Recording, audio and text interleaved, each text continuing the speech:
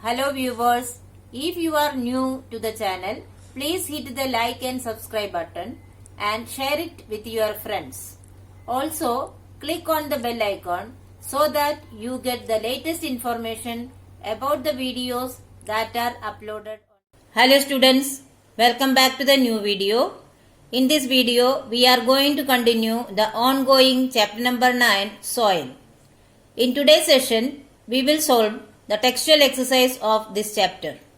Let's start with the first question. First question is, tick the most suitable answer from the given option. In addition to the rock particles, the soil contains, the given options are air and water. Number 2, water and plants.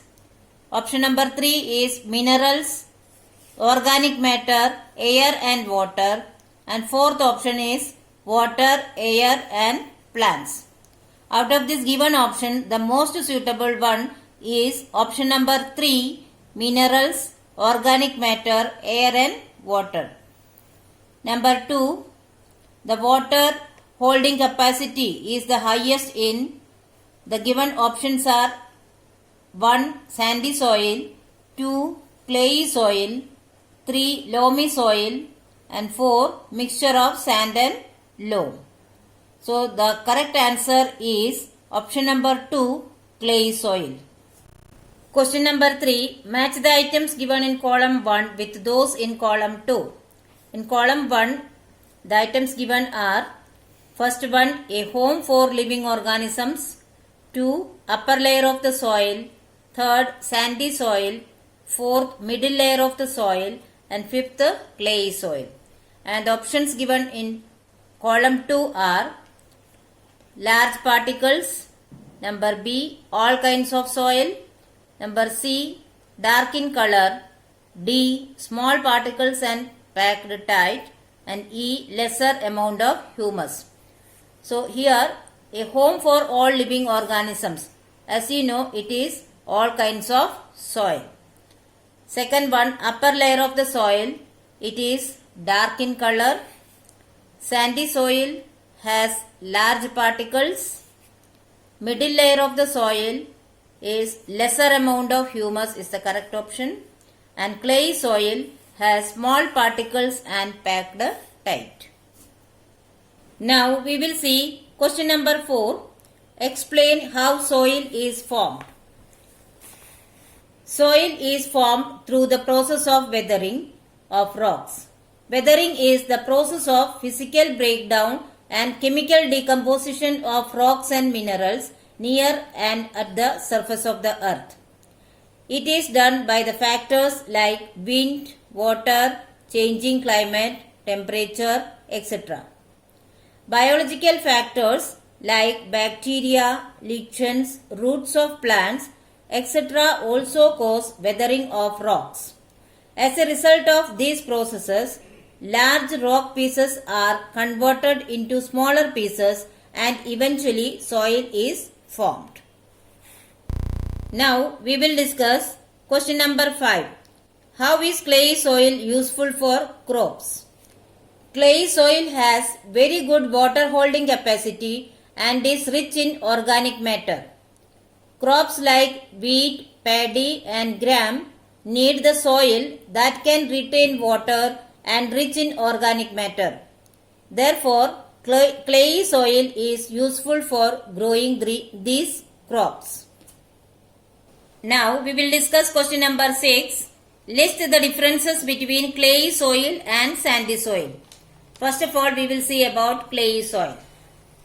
Clay soil has much smaller particles. It can hold good amount of water. It is fertile. Next, air content is low in clayey soil. Particles are tightly packed and clayey soil is good for growing crops. Now, let us see about sandy soil. Sandy soil has much larger particles. Second one, it cannot hold water. Third, it is not fertile. Next, more air get trapped between the particles. Next, particles are loosely packed. And last one, it is not suitable for growing crops. Next question is to find out the percolation rate of a given sample of soil. Question is like this. Rizia conducted an experiment in the field related to the rate of percolation. She observed that it took 40 minutes for 200 ml of water to percolate through the soil sample. Calculate the rate of percolation. See children, here the given amount of water is 200 ml and percolation time is 40 minutes. Therefore, percolation rate is equal to amount of water divided by percolation time. That is 200 upon 40. That means 5 milliliter per minute. It shows that the percolation rate of the given soil sample is 5 milliliter per minute. Now we will see question number 8. Explain how soil pollution and soil erosion could be prevented. See children, contamination of soil due to soil pollutants is called soil pollution. To prevent soil pollution, we should do the following steps.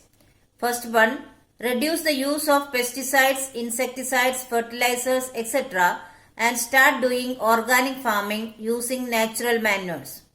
Second one, solid waste from the industries and industrial effluents must be treated properly before disposing to the soil. Third one, plastic and metal waste should not be disposed to the soil directly. Instead, they must be recycled. Now we will see how soil erosion can be prevented.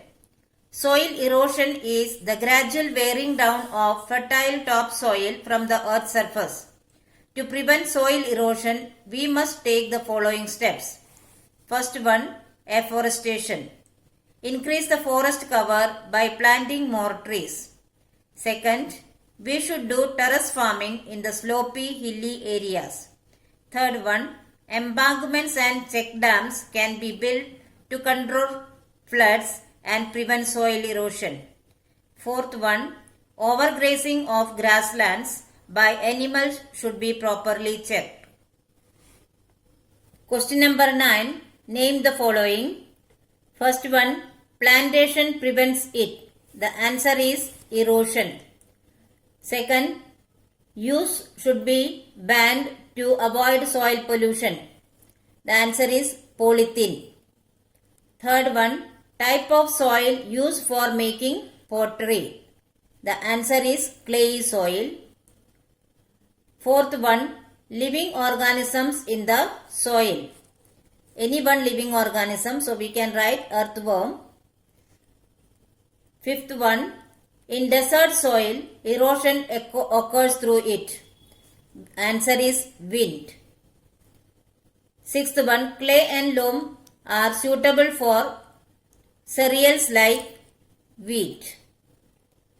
Next one, this type of soil can hold very little water. The answer is sandy soil. Last one, collective name for layers of soil.